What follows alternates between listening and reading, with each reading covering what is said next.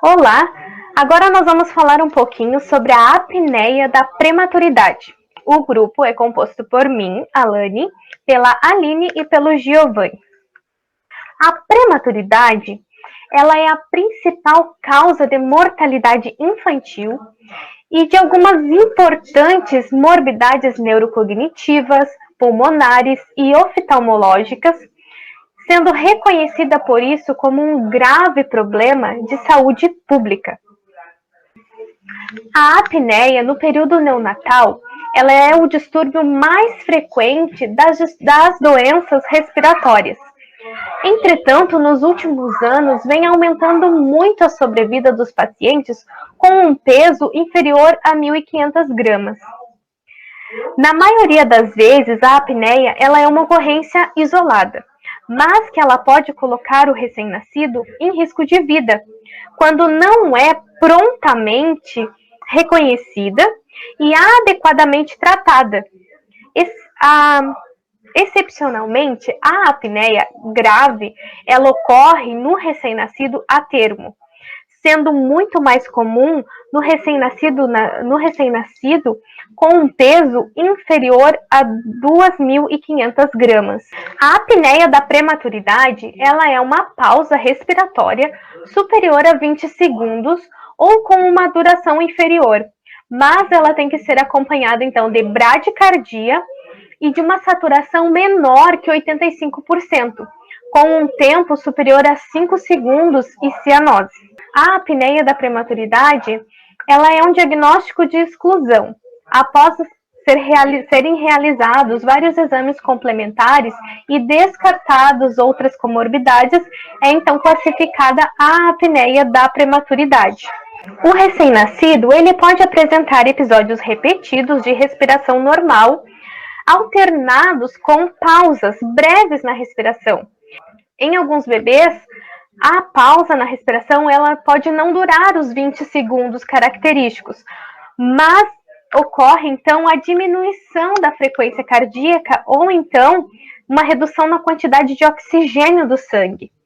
Pausas mais curtas na respiração, causando então a diminuição na frequência cardíaca ou a diminuição dos níveis de oxigênio no sangue, ainda assim são consideradas apneia na prematuridade.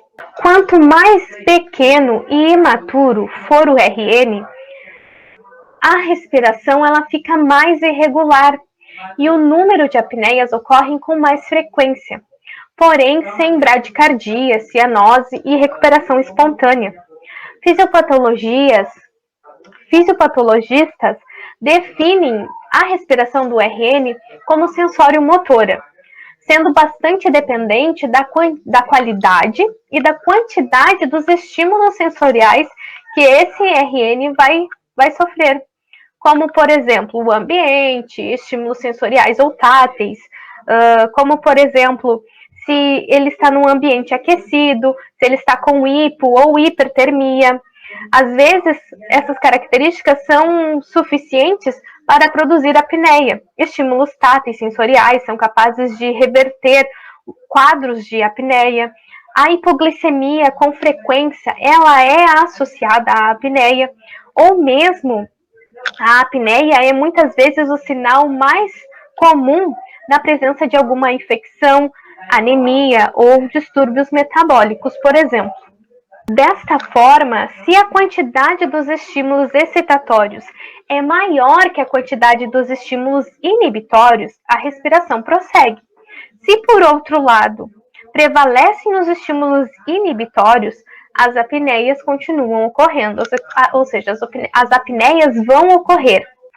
De acordo com a classificação, a apneia da prematuridade ela pode ser subdividida em apneia central, que ocorre de 10 a 25% dos casos, que é a cessação total dos movimentos respiratórios e também do fluxo de ar nas vias aéreas superiores. A apneia obstrutiva, de 10 a 20% dos casos, onde acontecem os movimentos da caixa torácica, os movimentos acontecem, porém eles são ineficazes. E ocorre também a presença de obstrução nas vias aéreas. A apneia mista, então, de 50% a 70% dos casos, ocorre, então, um episódio da apneia central seguido por um episódio obstrutivo ou um episódio obstrutivo seguido por uma apneia central. Bom, então no nosso caso clínico aqui, a gente tem uma RN de 29 semanas de idade gestacional com peso de 960 gramas, que chega ao UTI NEO após uma cesárea de emergência. A mãe é primigesta com 18 anos de idade. Então, essa mãe realizou um pré-natal irregular, de forma irregular, e não concluiu as sorologias do terceiro trimestre. Então, ela foi diagnosticada com diabetes gestacional e pré-eclâmpsia a partir da 20ª semana de gestação. No boletim de Apgar, então, a gente tem no primeiro minuto um score de 5, no quinto minuto um score de 7 e no 10º minuto o score de 9. O RN, então, ao ingressar no CTI, mostrou-se taquipneico, febril, com 38 graus Celsius, cianótico, anictérico, ativo e reativo à manipulação e em padrão extensor. A retração é subintercostal e batimento de asa de nariz. Então, na frequência cardíaca, a gente tem 143 BPM, na frequência respiratória 68 RPM, com saturação de 90%. O fisioterapeuta observou o fluxo diminuído de VAS e presença de murmúrios vesiculares na ausculta pulmonar. A bradicardia e pausa respiratória também superior a 10 segundos. Houve diminuição da saturação para 87%, seguido de uma cianose. Então foi solicitada uma angiografia de tórax e no 10º dia de internação realizou-se um ecocardiograma, diagnosticando então a endocardite. Então, só destacando alguns pontos do caso clínico que são importantes para a gente diagnosticar a nossa patologia, né? Então, a gente destaca ali a cianose, né, que é uma coloração azulada da pele, das extremidades, lábios, que corresponde a uma escassez de oxigênio no sangue. Ele não tem icterícia, né, não tem a coloração amarelada, bem comum no RN. Ele é ativo e reativo à manipulação, então é um ponto que a gente já descarta, porque ele apresenta atividade ao ser estimulado. Ele tem um padrão extensor, que o que é normal ele tem um padrão flexor, né? Quando logo nos primeiros dias e até quando mais grande. E alguns sinais de estresse respiratório, que são a retração subintercostal e o batimento de asas de nariz, que vão nos dizer que ele tem uma desorganização referente à respiração. E a gente também vai destacar, não está aqui, mas a gente vai destacar também que, né, referente à endocardite, de forma viral, né, de forma bacteriana, aliás, que foi a causa nessa idiopática, né, dessa nossa patologia.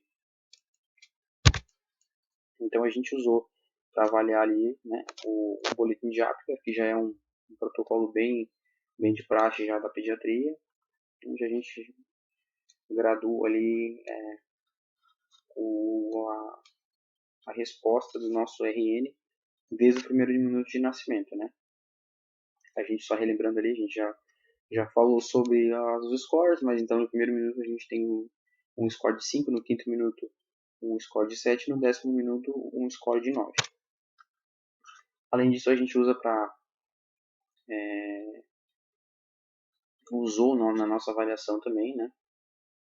Outro boletim também que é bem de praxe, que é o Silverman-Anderson, que é onde a gente consegue ali avaliar e mensurar como está a respiração do nosso RN. Então a gente ali, a partir desse boletim a gente consegue ver que o nosso RN está desorganizado em relação à respiração e logicamente foi uma simulação, né? A gente não tirou esses dados de nenhum estudo de caso real, mas a gente fez uma simulação ali e o valor deles na soma total dos scores, da pontuação dele foi 6, que nos diz que é uma dificuldade respiratória moderada.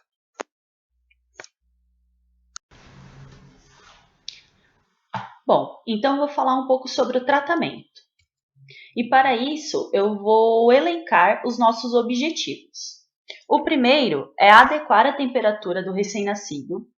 O segundo é posicionar corretamente o recém-nascido no leito. O terceiro é aumentar a saturação a níveis basais. E o quarto é desobstruir as vias aéreas para melhorar o fluxo respiratório. Então, para isso, vamos começar a nossa investigação diagnóstica. E o diagnóstico da apneia da prematuridade, ele está apoiado em 3 pilares. O primeiro é a frequência, que, como já foi informado, precisa ocorrer em 2 ou mais vezes num prazo de 24 horas no recém-nascido prematuro. O que é diferente do recém-nascido termo, em que tem que ser averiguado a qualquer situação que ocorra. O segundo pilar é quanto aos aspectos. Tanto o aspecto quanto a sua classificação, central, obstrutiva e mista, e quanto a sua etiologia patológica, que é de suma importância uma anamnese bem feita da história materna e do neonatal, para que se encontre a raiz dos quadros apneicos.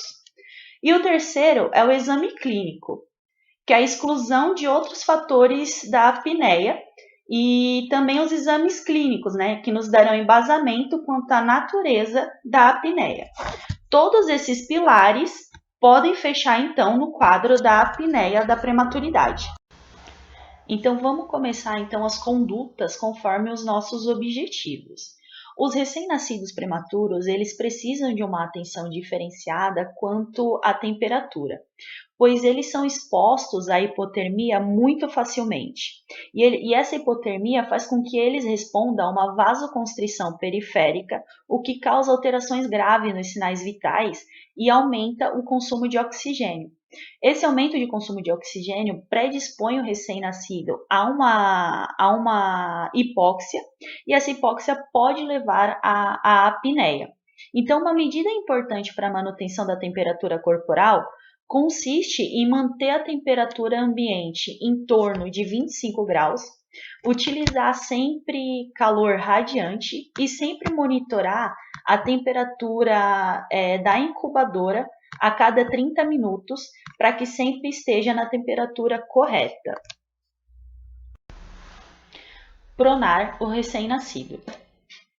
Então, em prematuros, a postura ela pode afetar os mecanismos respiratórios, levando a alterações nas trocas gasosas. A postura prona ela também está relacionada à melhora do padrão de sono, a menor variação na frequência cardíaca, menor frequência de recorrência das apneias e ajuda a diminuir os episódios de queda de saturação durante os episódios de apneia.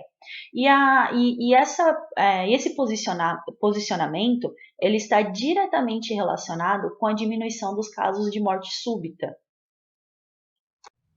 O recém-nascido, mesmo que sem sucesso, ele tenta fazer movimentos com os braços e as pernas, fazendo com que ele tenha um elevado gasto energético.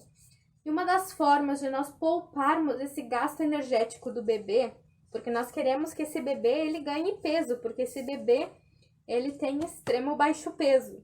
Uma das técnicas é a técnica do nicho, que nós podemos fazer utilizando uma toalha, utilizando coeiros do bebê.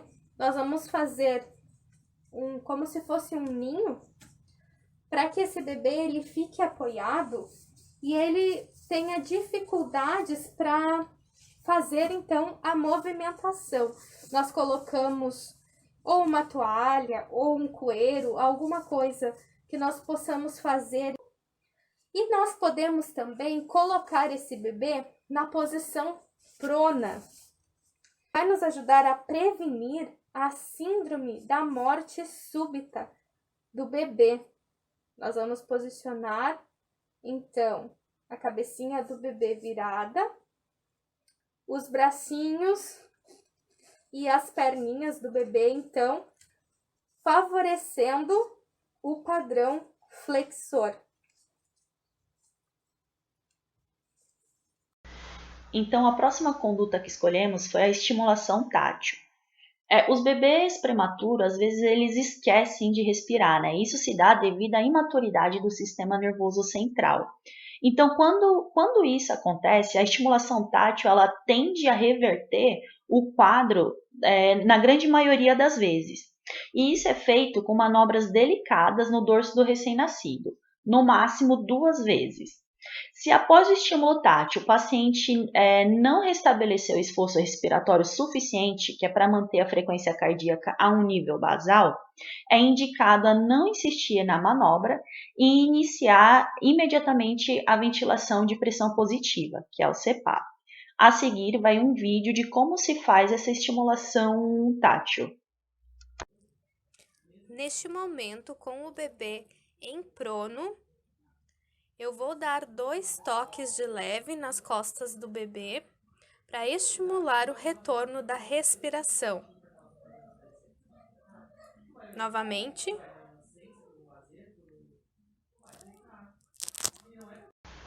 Então, uma das técnicas muito utilizadas para o tratamento da apneia é a ventilação não invasiva, o CPAP, que ela consiste em uma pressão contínua durante todo o ciclo respiratório, o que previne o colapso dos alvéolos e promove uma respiração mais homogênea. E como efeito da CPAP, ela observa-se o aumento da capacidade residual, o recrutamento alveolar e também a estabilização da caixa torácica. Uma outra conduta utilizada é a desobstrução rinofaríngea retrógrada, com instilação de soro fisiológico, que é uma técnica de diminuição da obstrução nasal, que faz a expulsão das secreções nasofaríngeas, bem como descongestionamento dos orifícios sinusiais e das tubas auditivas. E como consequência dessa desobstrução, a gente tem o restabelecimento da ventilação nasal do recém-nascido. Para proporcionar, então, a desobstrução das vias aéreas superiores desse bebê, nós podemos fazer a higienização nasal. O que nós vamos precisar, então? De uma seringa com soro fisiológico de 0,9%. Lembrando que quanto menor o RN, menos soro nós vamos injetar nesse bebê. Nós vamos, então, massagear os seios da face, então, desse bebê. Após, nós vamos, então, tapar uma das narinas desse bebê. Nós vamos tapar uma das narinas desse bebê, injetar aos poucos o soro fisiológico e destaparmos a narina do bebê. Vamos esperar, então, até 2 ciclos respiratórios. Tapamos, então, a outra narina do bebê e repetimos o processo, aplicando o soro fisiológico para fazer, então, a desobstrução das vias aéreas superiores. E o último método, então, que escolhemos é o método mãe canguru.